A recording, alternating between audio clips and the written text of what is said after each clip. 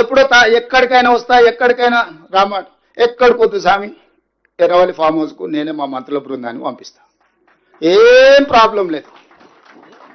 తారీఖు చెప్పు, మొత్తం ఈ సెటప్ అంతా తీసుకొని వస్తారు మా వాళ్ళు.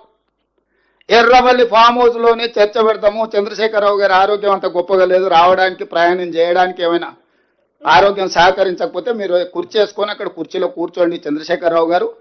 మొత్తం మాక్ అసెంబ్లీ అని తెలంగాణ ఉద్యమంలో కోదండరామ్ గారు నిర్వహించేవాళ్ళు. శ్రీనివాస్ రెడ్డి గారు కూడా అప్పుడు అందులో ప్రశ్నలు అడిగి మమ్మల్ని అందరినీ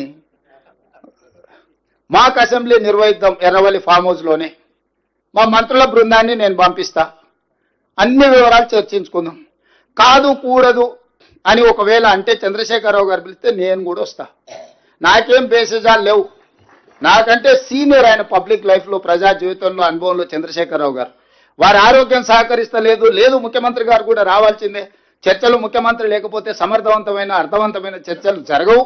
ముఖ్యమంత్రి కూడా ఈ చర్చలు పాల్గొనాలి అని చంద్రశేఖరరావు గారు కోరుకుంటే ఎర్రవల్లి ఫామ్ హౌస్లో జరగబోయే ప్రజాప్రతినిధుల సమావేశానికి నేను కూడా వస్తాను.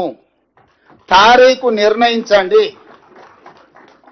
క్లబ్బులు పబ్బులు అంటేనే మాకు కొంచెం ఇబ్బంది, మేము వాటికి దూరం మొదటి నుంచి, ఇప్పుడు కాదు చదువుకునేటప్పటి నుంచి కూడా క్లబ్బులకు పబ్బులకు దూరము.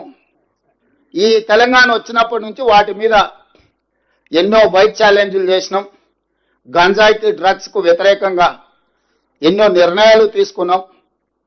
ఈగలని ఈ డ్రగ్స్ను నియంత్రించడానికి, గంజాయిని నియంత్రించడానికి